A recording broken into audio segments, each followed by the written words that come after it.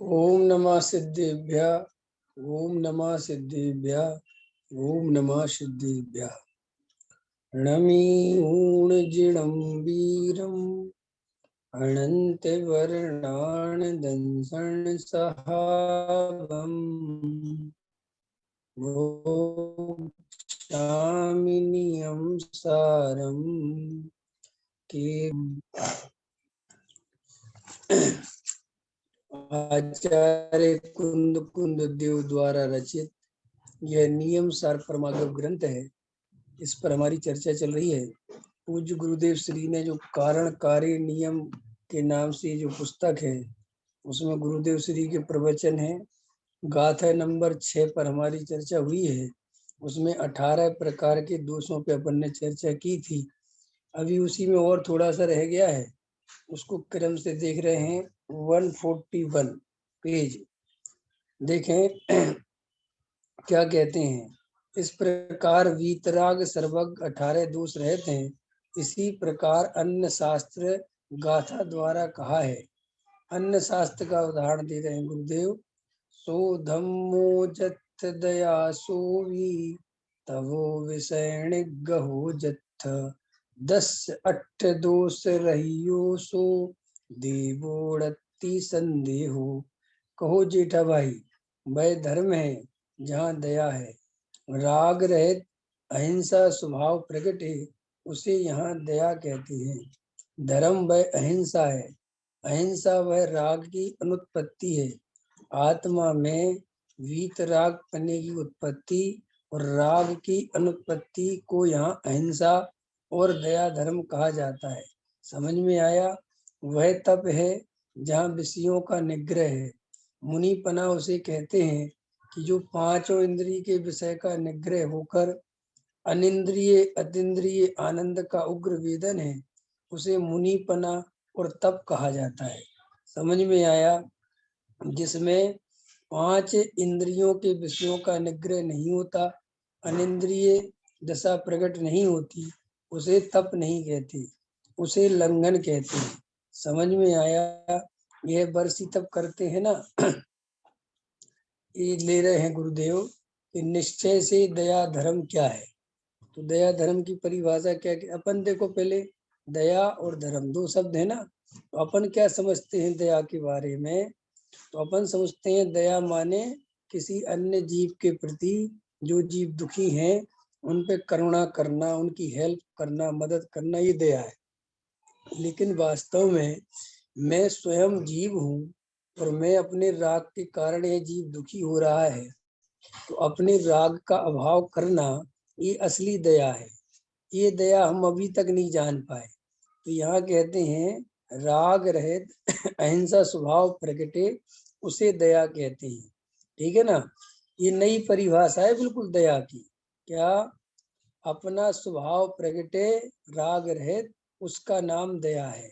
वह धर्म है, वह अहिंसा है, वह राग की अनुत्पत्ति है। आत्मा में और राग की अनुत्पत्ति को यहाँ अहिंसा और दया धर्म कहा जाता है। एक तो ये परिभाषा हो गई। अब वो कहते वह तप क्या है? तो तप के बारे में बोलते हैं जहाँ विषयों का निग्रह है, मुनिपना उसे कहते हैं कि जो पांचों इंद्रिय के विषय का निग्रह होकर अनिंद्रिय आनंद का उग्र वेदन होता है, उसे मुनिपना कहते हैं, उसे तप कहते हैं।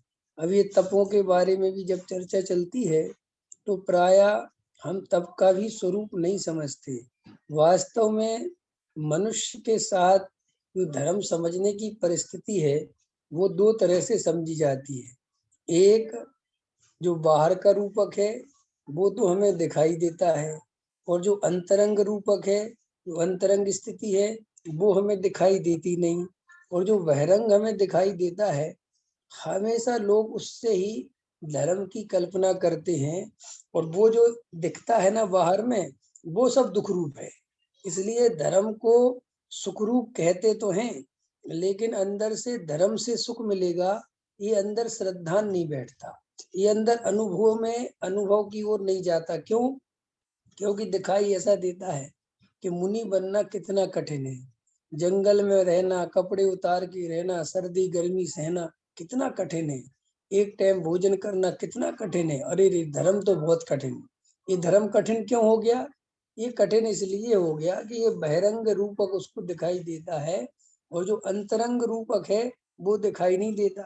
ऐसे ही हम तपों के बारे में यही सोचते हैं। तप माने दुख, साधना, तपना, जलना। देखो उसका नाम तपना है ना। जैसे लोहे सोने को जलाते हैं तो वो शुद्ध होता है, ऐसे अपने को जलाओ तो अपन शुद्ध होंगे। ऐसी ऐसी अनेक प्रकार की बातों से हम समझ नहीं पाते कि धर्म सुख रूप आनंदमय है कैसे। इसलिए धर्म की चर्चा, धर्म की बात सुनते तो सब हैं, लेकिन जब धर्म की बात आती है कि तुम धर्म कर सकते हो तो सबको ऐसा, हम तो अभी कुछ त्याग नहीं कर सकते, हम तो अभी नियम नहीं ले सकते, हम तो भूख नहीं रह सकते। तो सबको लगता है धर्म तभी हो सकेगा जब ये सब चीजें होंगी। और वस्तु स्वरूप ऐसा है कि ये सब चीजों से धर्म का संबंध नहीं।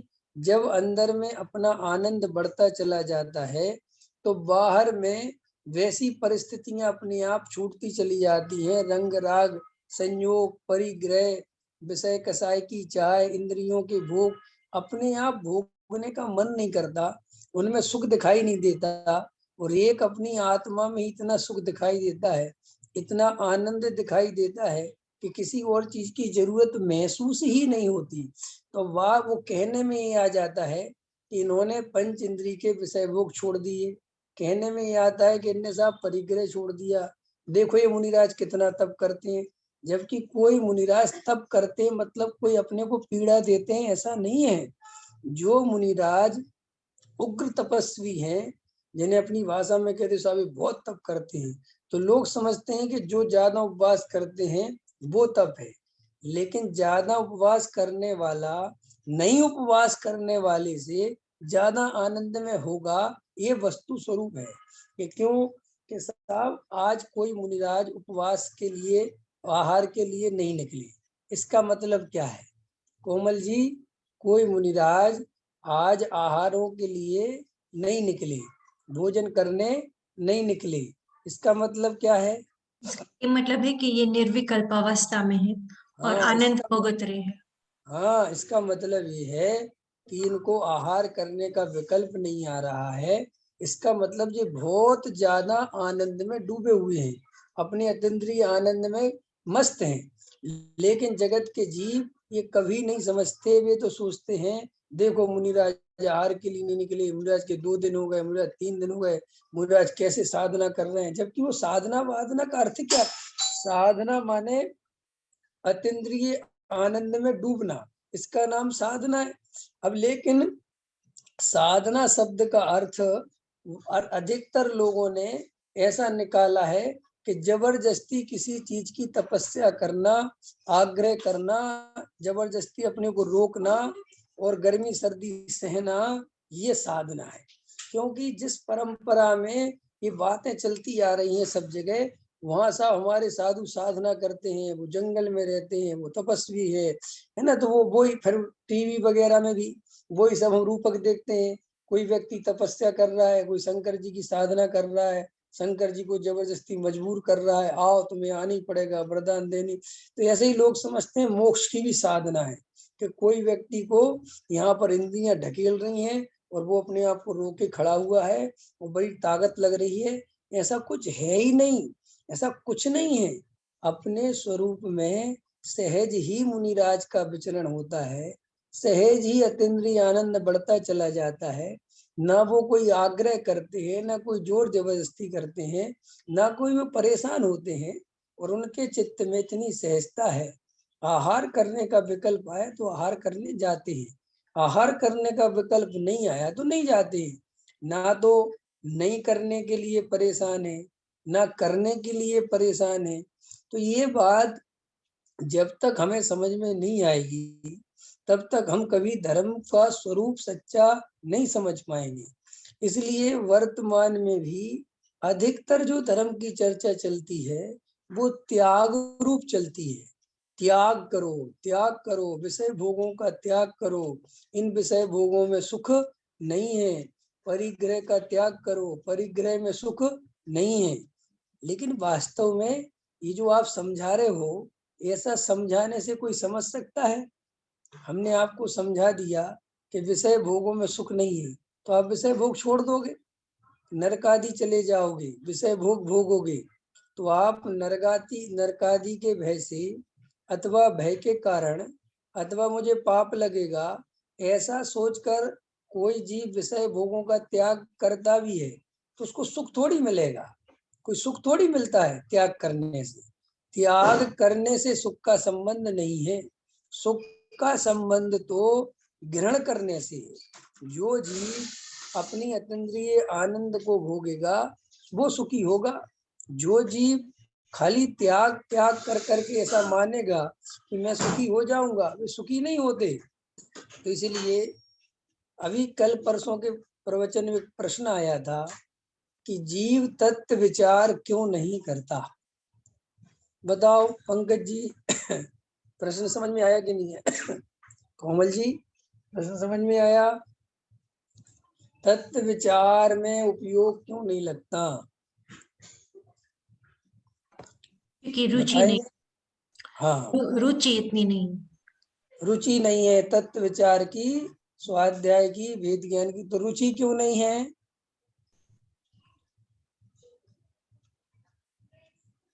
क्योंकि निर्णय नहीं है। निर्णय क्यों नहीं है? इतना गहराई से चिंतन नहीं है। इतना गहराई से चिंतन क्यों नहीं है? क्योंकि संसार सुखी लगता है। ख्याल में है ना?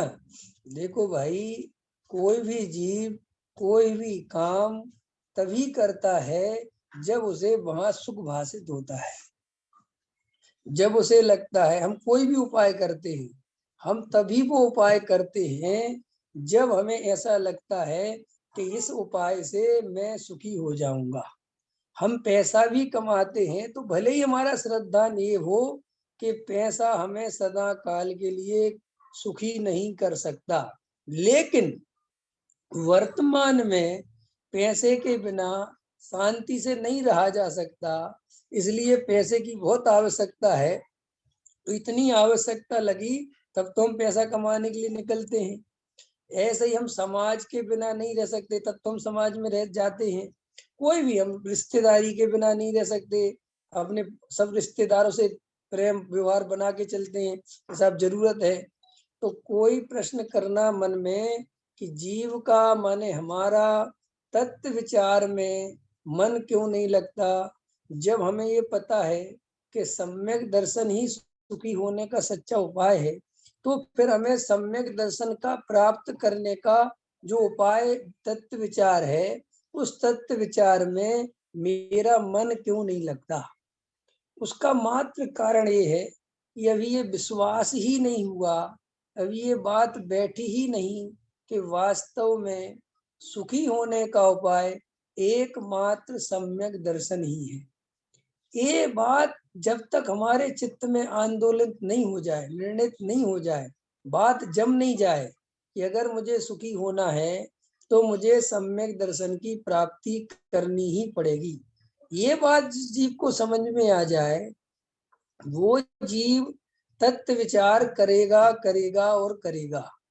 और जिस जीव को, तो ऐसा अपन को तो समझ में आ गया, अपन तो बोलते हैं, अपन बोलते तो हैं, अपन कहते भी हैं, अपन एक दूसरे को सुनाते भी हैं, एक दूसरे को समझाते भी हैं, लेकिन अंतरंग में अभी वैसा हृदय नहीं जागा, वैसी स्थिति नहीं बनी, वैसी श्रद्धा नहीं हुआ, वैसा निर्णय नहीं हुआ कि वास्तव में सम्यक दर्शन ही असली सुखी होने का उपाय है। अभी सुखी होने के बहुत सारे उपाय दिखाई दे रहे हैं और वे सारे उपाय में हमारा अपने आप मन लगता है, अपने आप लगता है। देखो, मैं आपसे एक प्रश्न पूछता हूँ, कभी सोचना अपने मन में, कई दफे मैं ऐसी बातें करता हूँ कि आपका पूजा पाठ में मन क्यों लग जाता है, आपका विधान में मन क्यों लग जाता है, आपका क्लास सुनने में मन क्यों लग जाता है, आपका ग्रंथों को और अन्य ग्रंथों और अन्य अन्य ये सब मन क्यों लग जाता है? क्योंकि इसमें इसलिए मन लग जाता है क्योंकि यहाँ जीव को कुछ वर्ग मिलता है, कुछ करने के लिए मिलता है, राग की पूर्ति होती है, तो उसको राग की पूर्ति होती है, कुछ कर्तृत्व, कुछ काम करने को मिलता है और कुछ अहंकार का पोषण होता है। तो इन सब की वजह से इनमें हमारी प्रवृत्ति चलती रहती है। अब मजेदार बात यह है कि ये बात हमें भी पता है कहीं ना कहीं अंतरंग से, अगर हमने पूज्य गुरुदेव श्री को पढ़ा है, अगर हमने पूज्य गुरुदेव श्री को समझा है, तो पूज्य गुरुदेव श्री को समझने वाले, मानने वाले ये बहुत अच्छे से जानते हैं कि पूजा पाठ में धर्म नहीं है। ये बहुत अच्छे से जानते हैं कि भगवान की भक्ति करने से, भगवान के चरण बंदन करने से, प्रक्षाल करने से, पहाड़ पे चढ़ने से, स्वाध्याय करने से, है ना, बहुत प्रवचन सुनने से सम्यक दर्शन नहीं होता। ये तो सब जानते हैं ना, क्योंकि पूज्य गुरुदेव श्री पुण्य से धर्म नहीं होता। पूज्य गुरुदेव श्री की बात ही है जो ये बार बार कहते हैं कि इनमें धर्म नहीं है, इनमें धर्म नहीं है, ये धर्म के कारण नहीं है, ये तो संसार के कारण है। तो जब हमने पूज्य गुरुदेव श्री को इतना सुना और इतना समझा, तो हमारा अभी भी मन वहीं क्यों लगता है जहाँ का इतना निषेध किया गया। तो फिर हमारे पास प्रश्न आता है कि साहब, सम्यक दृष्टि को भी तो ये सब दया दान पूजा भक्ति के भाव आते हैं, आए बिना नहीं रहते। तो भाई सम्यक दृष्टि को ये भाव आते हैं और हमें ये भाव लाने पड़ते हैं, दोनों में अंतर है। सम्यक दृष्टि के वे भाव एक्चुअल हैं, हमारे भाव कॉपी हैं, हम नकल करते हैं। तो जब हम अंतरंग से गहराई से इन बातों को समझेंगे, तब हमें समझ में आएगा कि ये जो प्रश्न जिनवाणी में जगह जगह आता है कि हमारा अनादि काल कैसे निकल गया, इतना सारा लंबा टाइम आत्मा के बिना कैसे निकल गया, हमने इतनी जिनवाणी सुनने के बाद भी आत्मा का अनुभव क्यों नहीं किया, हमने मुनि बनने के बाद 28 मूल गुणों का पालन करने के बाद भी सम्यक दर्शन क्यों नहीं लिया। इन सब के प्रश्नों का जवाब आपको शास्त्रों में खोजने की जरूरत नहीं है। आपको इन सब प्रश्नों के जवाब अपने ही अंदर मिल जाएंगे कि कैसे खोया होगा मैंने बार बार, कि जैसे वर्तमान में मुझे सब कुछ पता है कि सम्यक दर्शन का उपाय तत्व विचार है, सम्यक दर्शन का उपाय पूजा पाठ भक्ति दया दान व्रत शील संयम मंदिर बनवाना, धर्मशालाएं बनवाना, है ना, और समाज सेवा करना, विद्यालय चलाना, ये कोई सम्यक दर्शन के कारण नहीं है। ये बात मुझे बिल्कुल पता है। क्यों कि इन्हीं बातों के कारण तो मैं मुमुक्षु बना था। ये सारी बातें अपर पक्ष में चलती थी, ये करो वो करो, ये करो वो करो। तो जब मेरे को ये बात भगवान आत्मा की, त्रिकाली ध्रुव की, चैतन्य तत्व की बात समझ में आई कि अरे इनमें धर्म नहीं है, ये तो पुण्य के कारण है, ये तो बंध के कारण है, तो आश्रव है, तभी तो मैं पूज्य गुरुदेव श्री के मार्ग में आया था। आए थे कि नहीं? अगर ये बात हमें कुछ विशेष लगती नहीं तो हम गुरुदेव के मार्ग में फिर आए क्यों? आपसे कोई पूछे कि आप मुमुक्षु क्यों बन गए, तो आपके पास उत्तर यही तो है ना कि साहब वहां जड़ की क्रिया में धर्म मानते हैं, वस्तु स्वरूप की खबर नहीं है, उन्हें सम्यक दर्शन का असली कारण पता नहीं है। आप यही बोलोगे ना। तो आपको जब सम्यक दर्शन का असली कारण पता है, तो भी हम इस पर्याय में अपने अपने हृदय पे हाथ रखें, तो हम सम्यक दर्शन का असली कारण जानने के बाद भी उस पर कार्य क्यों नहीं करते, उस पर वर्ग क्यों नहीं करते। आपने और मैंने सबने मोक्ष मार्ग प्रकाशक में टोडरमल जी साहब के वचन पढ़े। टोडरमल जी साहब ने डंके की चोट पर बड़ी ईमानदारी के साथ, बड़ी प्रामाणिकता के साथ, बहुत अनुभव के साथ, आगम परंपरा की सारे समझ लो निचोड़ के साथ ये बात कही कि जो जीव तत्व विचार नहीं करते, तत्व विचार के बिना वे जीव चाहे जितने व्रतशील संयम आदि करें, चाहे जितना आचरण पालें, वे सम्यक दर्शन के अधिकारी नहीं है। और जो जीव तत्व विचार करते हैं, वे जीव इनके बिना भी सम्यक दर्शन के अधिकारी हैं। अब अगर तुम टोडरमल जी साहब को वास्तव में कुछ, या तो भैया हो सकता है कि तुम टोडरमल जी को तो मानते हो, टोडरमल जी की नहीं मानते हो। या तो ये हो सकता है कि तुम्हें अंदर लगता हो कि साहब ये तो टोडरमल जी कह गए, लेकिन ठीक है, वो अपनी जगह स्यादबाद है, व्यवहार है, निश्चय है। वास्तव में तो ब्रजशील संयम भी जरूरी है, ऐसा नहीं है। ब्रजशील संयम के बिना सम्मिशन कैसे हो जाएगा? जो जीव जिनके अभी कोई ठिकाना नहीं, उनको समझते तो कौन सा ठिकाना, क्या ठिकाना, क्या समझते हो? इन बातों को हम जब देखेंगे तब आपको इस प्रश्न का जवाब मिलेगा कि जैसे अनादि काल की भूल थी ना, और मैं पकड़ नहीं पा रहा था कि मेरी भूल क्या है, ऐसे इस पर्याय में भी वो ही भूल कर रहा हूँ। जो असली कारण है उस तरफ मेरा बिल्कुल ध्यान नहीं है, और जो कारण है ही नहीं उसी को कर करके संतुष्ट होता हूँ, और सबसे कहता भी हूँ कि इनमें धर्म नहीं है, ये धर्म के कारण नहीं है। और अंदर से लगता भी यही है कि मैं तो धर्म में बहुत लगा पड़ा हूँ। किसी से पूछो कि भाई उनके क्या हाल, अरे वे तो आजकल बहुत धर्मात्मा हो गए, जब देखो स्वाध्याय में जाते रहते हैं, जब देखो साहब सुबह शाम का स्वाध्याय सुनते हैं, प्रक्षाल में जाते हैं, बाजार का बिल्कुल पानी भी छोड़, बड़े बड़े धार्मिक हो गए। माने हम कहीं ना कहीं ऐसी सब चीजों को धार्मिकता मानते, और वो व्यक्ति भी अपने को ऐसा मानता है कि मैं बहुत धार्मिक हो गया, पहले तो मेरे को कुछ भी नहीं था, अब मैं बहुत धार्मिक हो गया।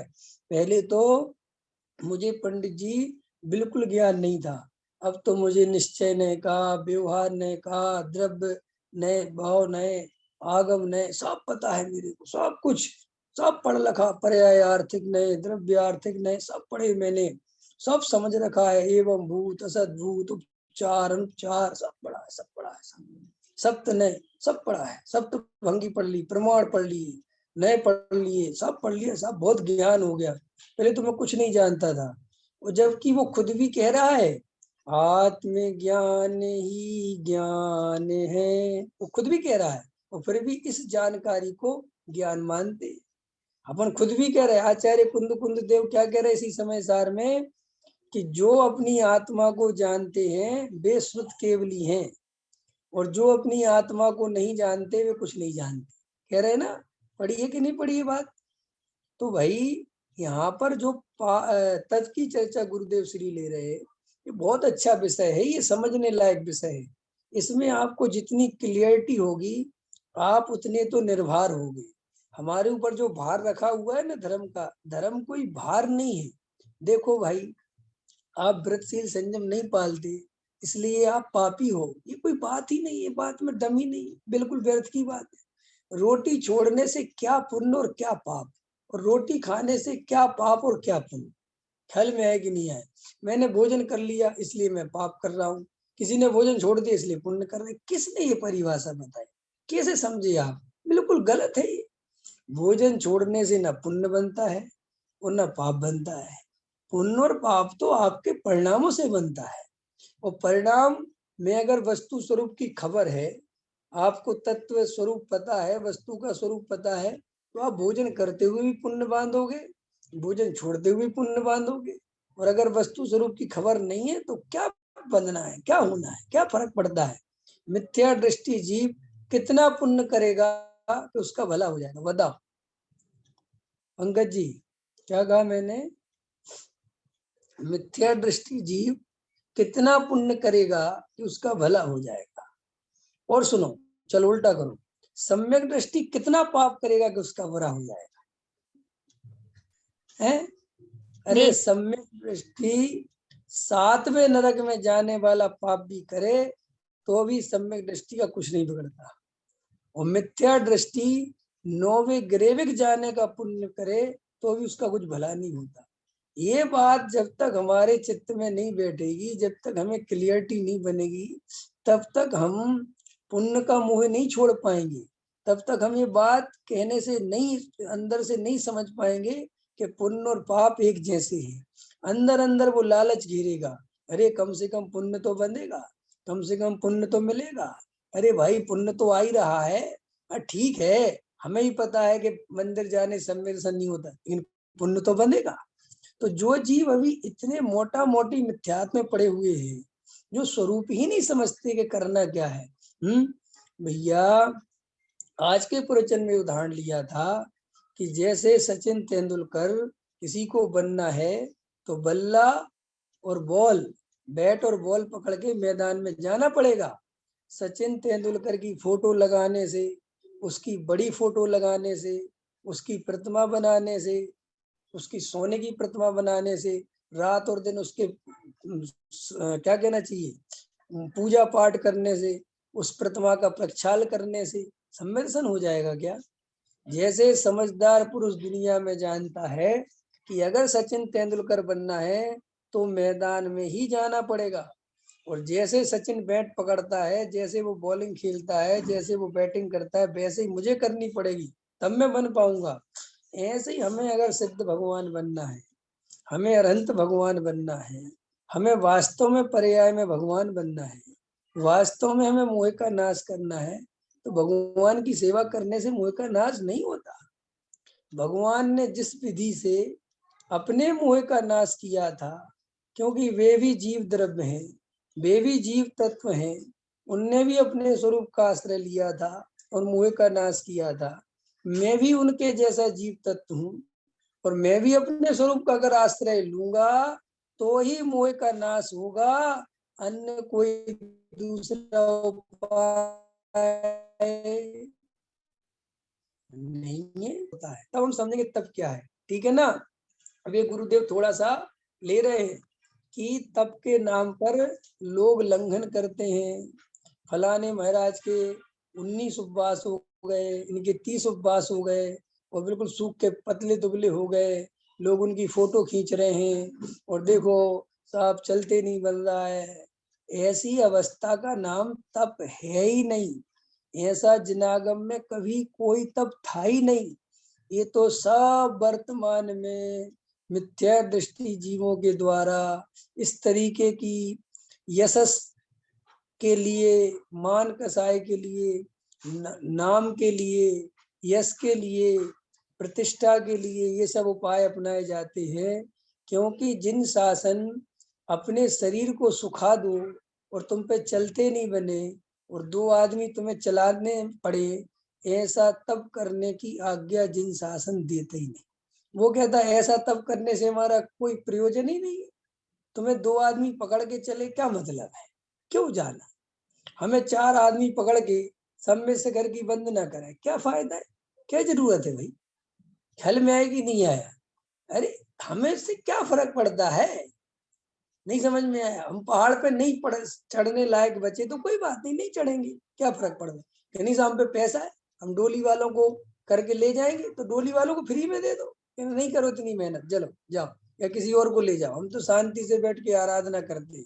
तो जिस स्वरूप नहीं समझने के कारण क्रियावादी लोग, क्रिया में ही सब कुछ है, ऐसी मान्यता वाले लोग, क्रिया प्रधानी लोग, वे पहाड़ पे 4 आदमियों के कंधे पे बैठ के चढ़ेंगे चाहे कुछ हो जाए, और मन में कलसते रहेंगे, ज्यादा पैसे ले लिए, हमें यहाँ उतार दिया, हमने इतने पैसे दे दिए, काय को कर रहे। लेकिन अंदर वो मान्यता पड़ी है ना कि पहाड़ पे जाने से ही सब कुछ होगा।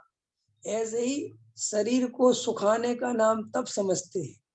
तप तप माने साहब बिल्कुल ऐसे मुरझा गए, बात जवान नहीं बोल पा रहे, 2 शब्द नहीं निकल रहे, साहब महाराज के 30 उपवास है। तो भैया ऐसे उपवास करने का कहाँ विधान है? तो अपने यहाँ तो उपवास करने का ऐसा विधान है कि जब तक शरीर में सहज सामर्थ्य हो और वो अपने एकदम व्यवस्थित रहता हो और भोजन करने का विकल्प नहीं आता तो ठीक है। बाकी ऐसा विधान नहीं है कि शरीर बिल्कुल गिरता चला जा रहा है, और ये तो एक प्रकार का जबरदस्ती का अपने को तकलीफ देना और उसको धर्म मानना। ये तो संवर तत्व संबंधी भूल है, ये निर्जरा तत्व संबंधी भूल है, और पुण्य में उपादेय बुद्धि आश्रव तत्व संबंधी भूल। खबर कहाँ है? ये 7 तत्व संबंधी भूल ही नहीं कोई पड़ता, विचार ही नहीं करता। तो क्या कहते हैं गुरुदेव, अनिंद्रिय दशा प्रकट नहीं होती, ख्याल में है ना, उसे तप नहीं कहते, उसे लंघन कहते। समझ में आया? यह बरसी तप करते हैं ना, ख्याल मैंने अभी कैसे कैसे तर्क निकाले जाते, कैसी कैसी बातें निकाली जाती है, करते हैं लोग, चलता है। तो इसलिए गहराई से हमें विचार करना चाहिए कि भाई, और देखो आपको मैं एक बात और कहता हूँ धर्म समझने के लिए थोड़ा बहुत तर्क का, युक्ति का, आगम का सेवन करना चाहिए, लेकिन तर्क और युक्तियों के भरोसे अपने को भ्रम से धार्मिक नहीं समझ लेना चाहिए। आगम के सेवन से आपको किस ग्रंथ में कहाँ क्या लिखा है, किस ग्रंथ में क्या प्रमाण आया है, कौन से आचार्यों ने क्या क्या लिखा हुआ है, ये सब क्षेयोपम ज्ञान हो जाने से और तर्क युक्ति सीख लेने से ये भ्रम पैदा होता है कि मैं बहुत धार्मिक हो गया, अथवा मुझे धर्म का बहुत गहराई से पकड़ है। कोई धर्म की गहराई और उथलाई कुछ नहीं होती। देखो भाई, शेर की पर्याय में महावीर का जीव है, उसे ना तो बहुत आगम का ज्ञान है और ना उसे बहुत शास्त्र याद है, ना उसे तर्क ज्यादा पता है, ना बहुत युक्ति पता है, और वो 5वें गुण स्थान में 14 गुण स्थान में आत्मा का अनुभव ध्यान पी रहा है, तो वो धार्मिक है। और कोई बहुत बड़ा पंडित है, उसे समय सार याद है, प्रवचन सार याद है, बड़ी बड़ी सूक्ष्म बातें याद है, प्रमाण याद है, और वो अपने को ऐसा समझता है कि साहब मैंने तो बहुत, आचार्यों ने कहा है ना, आगम का सेवन, युक्ति का अवलंबन। ये भाई ये बहुत कम, थोड़ा मात्रा में, वो भी थोड़ी मात्रा में, इसलिए कि आगम के सेवन के बिना तुम्हें वस्तु स्वरूप की जानकारी कहाँ से होगी। तर्क युक्तियों से तुम बात को प्रमाणित कैसे करोगे, समझोगे कैसे कि यही बात सही है। लेकिन ये सब करने के बाद आत्मा का अनुभव होना मोस्ट इम्पोर्टेंट है, वो बहुत इम्पोर्टेंट है, वो चीज बहुत इम्पोर्टेंट है। इसलिए बहुत सारे लोग तो इनको ही उलझने में लगे पड़े हैं साहब। ये अरे बहुत शांति से, बहुत गहराई से, कि नहीं, अपन को भी प्रैक्टिकल करना है, अपन को तर्क युक्तियों का ज्यादा अवलंबन, क्योंकि तर्क बहुत है, तर्कों की कोई कमी नहीं है। आपको कई तरीके से कोई भी बात सिद्ध करी जा सकती है, और आप किसी के भी तर्क से लालायत हो सकते हो, आपको लगे ये व्यक्ति का तर्क बहुत सही है, ये व्यक्ति बहुत सही, अरे इन तर्कों से कुछ नहीं होता। आप तो अंदर में जाके उस शुद्धात्मा का वेदन करो, ख्याल में है ना, और देखो कि अंदर है क्या। तर्कों के ज्यादा भरोसे मत रहो। देखो पंकज जी, राग पुद्गल का है कि जीव का, इनसे पूछते हैं, कोमल जी बताओ, राग पुद्गल का है कि जीव का?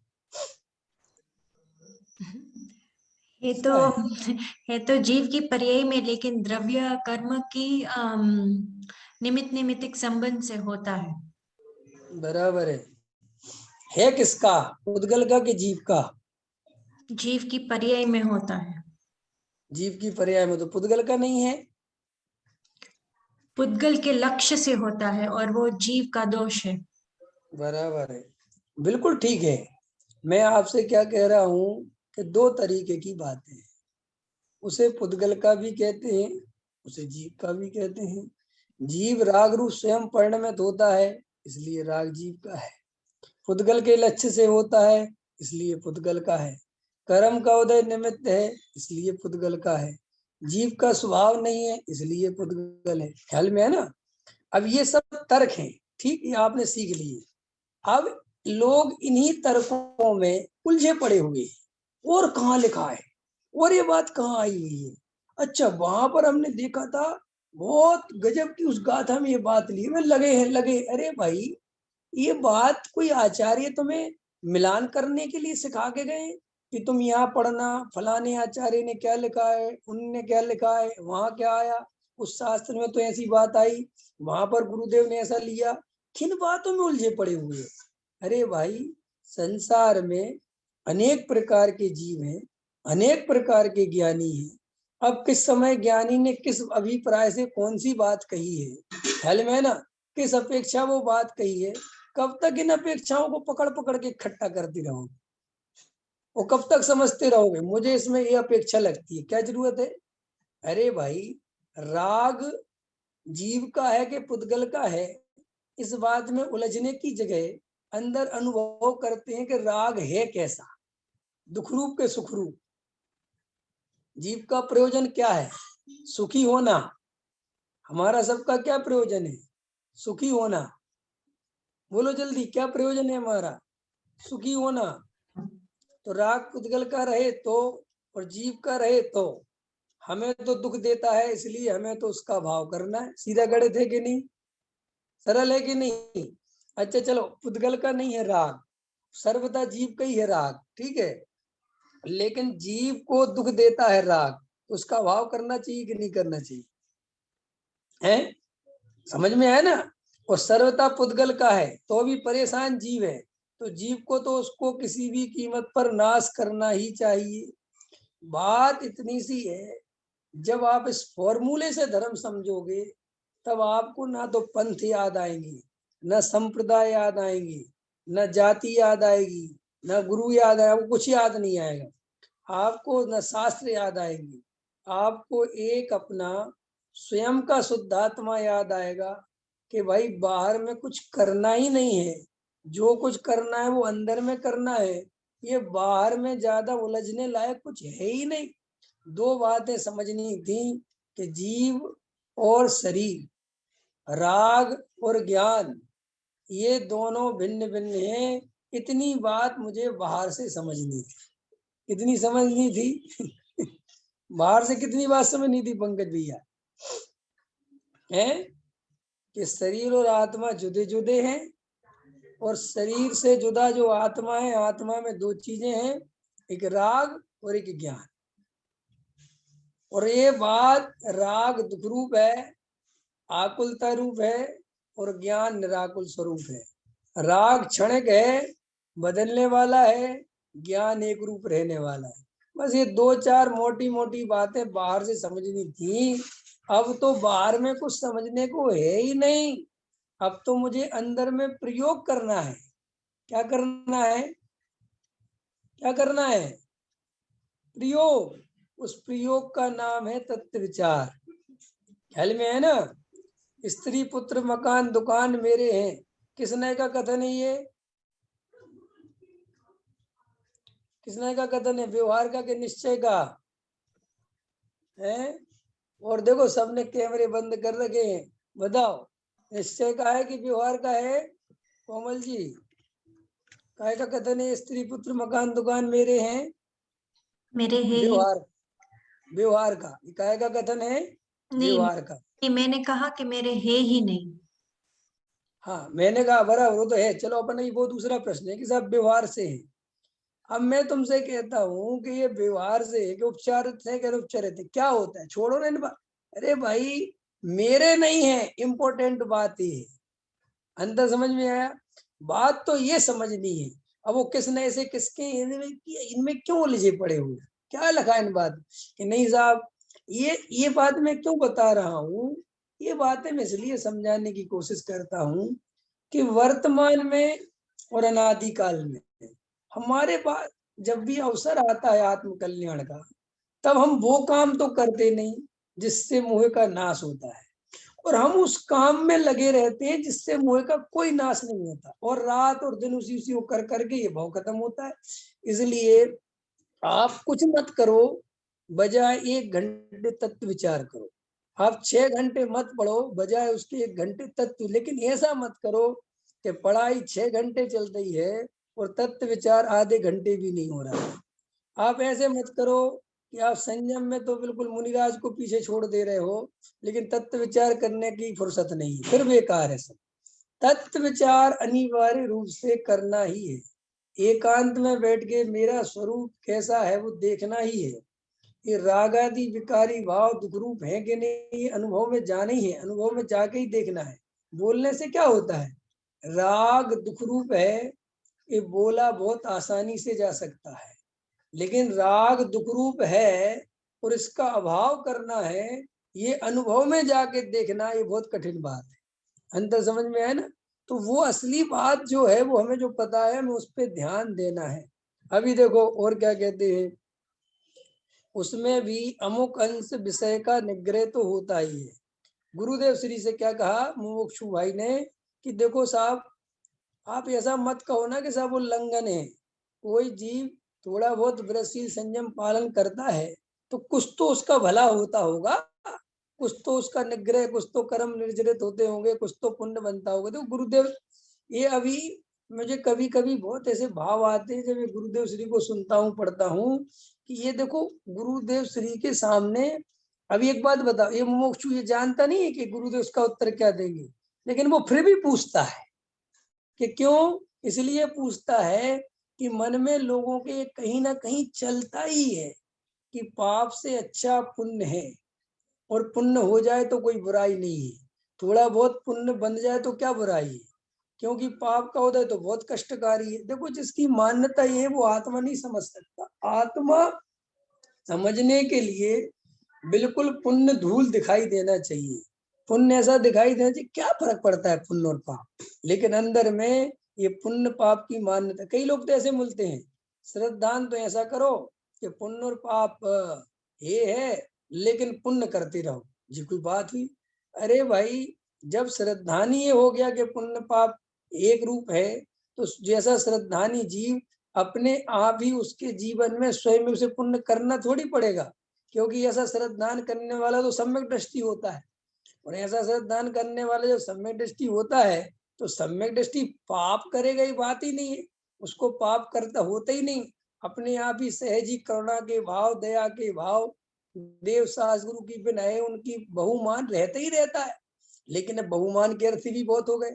अगर तुम 2 घंटे मंदिर में पूजा करते हो तो तुम्हें देव शास्त्र गुरु का बहुमान है, और अगर तुम 2 मिनट में दर्शन करके आ जाते हो तो तुम्हें देव शास्त्र गुरु का बहुमान नहीं। हमने ये ऐसे अर्थ निकाल दिए। अगर हम शास्त्र को ऐसे सिर पे लेके चलते हैं तो हमें शास्त्र का बहुमान है, और अगर हम ऐसे लेके चलते हैं तो हमें शास्त्र का बहुमान नहीं। ख्याल में आया कि नहीं आया? हम बहुत भक्ति भाव से भगवान के सामने खड़े होके बिल्कुल भिखारी की तरह, आप ही भगवान हो, आप ही सब कुछ हो, तो हमें बहुमान है, और हम भगवान के सामने रीढ़ की हड्डी सीधी खड़ी करके हो गए तो हम तो अभिनय है हमारे अंदर। ख्याल में आया कि नहीं आया? तो ये सब बिल्कुल व्यर्थ की धारणाएं हैं, संसारी जीवों की मान्यताएं हैं, और समाज में ऐसा ही चलता है और ऐसा ही चलेगा, उसको बदला नहीं जा सकता। लेकिन तुम्हें अंदर निर्णय होना चाहिए कि ठीक है, इनमें कोई दम नहीं है, ये जो चल रहा है चलने दो, जो चल रहा हो उसमें करोगे क्या? अब देखो क्या कहते गुरुदेव, धूल भी नहीं होता अनिंद्रिय की दृष्टि बिना। ओहो, क्या गजब है! अतीन्द्रिय की दृष्टि बने बिना, अतीन्द्रिय की दृष्टि हुए बिना इंद्रिय का निग्रह हो कहाँ से? बोलो। ये बाहर के इंद्रिय निग्रह को लोगों ने इंद्रिय निग्रह समझ लिया है। मैं विषय भोग नहीं भोग रहा हूँ, 5 इंद्रिय तो मैं निग्रह करी, इसका नाम निग्रह थोड़ी है भैया। जब अंदर आत्मा का वेदन हुआ, अतीन्द्रिय सुख मिला, और इंद्रिय भोगों की आवश्यकता और उसका दुख ही खत्म हो गया, तो फिर खत्म हो गई। अब बात इतनी सी है कि मुझे भूख तो लगी है, लेकिन मैं रात्रि भोजन नहीं करता, और मुझे भूख की पीड़ा हो रही है, भूख की तकलीफ हो रही है। तो भाई, जब भूख की पीड़ा हो रही है, जो तकलीफ हो रही है, इससे जो आर्तरोध्यान हो रहा, अब हम इसे इंद्रिय निग्रह कैसे कहें? हम इसे कैसे कहें कि जिस हिसाब जीव सुखी है? सुखी कहाँ है? वो तो दुखी हो रहा है अंदर से। वो तो भले ही नियम निभा रहा है, तो नियम निभाना सुख का कारण थोड़ी है। अरे भाई, अंतरंग में ऐसा आनंद बरते कि बाहर में कोई विकल्प नहीं रह जाए, इसका नाम इंद्रिय निग्रह है। इंद्रियों के विषयों की याद आती रहे, भोगने की इच्छा बनी रहे, और वो भोगे नहीं, क्योंकि नियम ले रखा है, क्योंकि मैं मुनि हूँ, क्योंकि मैं साधु हूँ, क्योंकि मैं ब्रह्मचारी हूँ, क्योंकि मैं पंडित हूँ, और भैया मुझे सब नहीं करना चाहिए। तो इस भाव से वो भले ही नहीं करे तो वो सुखी थोड़ी है, अंदर ही अंदर तो करने की भावना से दुखी ही हो रहा है। उसकी जहां देखो क्या कहते हैं, अनिंद्रिय भगवान आत्मा है, उसकी जहां दृष्टि का भान नहीं, इसलिए देखो ये दुखी है, इसलिए दूसरे भोगियों को देखता है तो उन पर करुणा ना करके उनसे द्वेष करता है। हम द्वेष कब करते हैं? हम ईर्षा भाव कब करते हैं? जब हम वैसा बनना करना चाहे और हम तो कर नहीं पाए और दूसरा कर ले, तो ये तो द्वेष भाव होता है, ईर्षा भाव होता है। ख्याल में है ना? तो अंदर ही अंदर दूसरे जीवों के प्रति क्लेश, इस नरक में जाएंगे, ये सब मरेंगे, इनको कुछ खबर नहीं है, ऐसा उसके अंतरंग में चलता है। और देखो क्या कहते, जहां उसकी दृष्टि का भान नहीं, इंद्रिय का निग्रह तो उसे कहते हैं जड़ इंद्रिय, भाव इंद्रिय और इंद्रिय के विषय। देखो 3 चीजें कौन कौन सी? एक तो जड़ इंद्रिय हो गई, जी अपन को दिखाई दे रही है। एक भाव इंद्रिय हो गई, इस जाति का इंद्रिय छह उपसम ज्ञान है। और कौन सा होगा? इंद्रिय के विषय, जो अपन बाहर के विषय भोगों की सामग्री है वो विषय। इन तीनों का आश्रय छोड़कर अतीन्द्रिय का आश्रय ले तब इंद्रिय को जीतना कहा जाता है। खाली इनको छोड़ने का नाम इंद्रिय निग्रह नहीं है, इंद्रियों को जीतना नहीं है। लेकिन प्रायः इसी को लोग समझ लेते हैं कि हमने विषय भोग छोड़ दिए, हम क्या कर सकते। वर्तमान में कितने साधु संत साफ साफ कहते दिखाई देते हैं, हमने सब विषय भोग छोड़ दिए, सब घर गृहस्थी छोड़ दी, हमें कुछ लेना देना नहीं है, हमें भले ही कितनी तकलीफ होती रहती है लेकिन हम अपने नियम पूरे पालते हैं, हमें कष्ट बहुत होता है लेकिन हम नियम बहुत पालते हैं। उनके तो कहने से पता चल जाता है कि इन्हें अतीन्द्रिय सुख का कुछ पता ही नहीं है। ख्याल में है कि नहीं आया? तब इंद्रियों को जीतना कहा जाता है। समय सार की 31वीं गाथा में जो इंद्रिय जड़ता, ये गाथा बहुत प्रसिद्ध है, इसकी ये उसको गुरुदेव याद कर रहे हैं। अब और विशेष, अभी का तो समय हो गया, और विशेष अब इसका अर्थ लेंगे आगे क्रम से व्यवस्थित, तब उसकी चर्चा आगे करेंगे। सहजानंदी शोध स्वरूपी अविनाशी में आत्म स्वरूप, सहजानंदी शोध स्वरूपी अविनाशी में आत्म स्वरूप, निज निधि निज में बताई यह परम उपकार है, उसके लिए जिन वाणी माँ को वंदना सतवार, वंदना धन्यवार। बोलो द्वादशांग में जिनवाणी माता की जय, महान जैन धर्म की जय, पंच परमेष्टि भगवान की जय।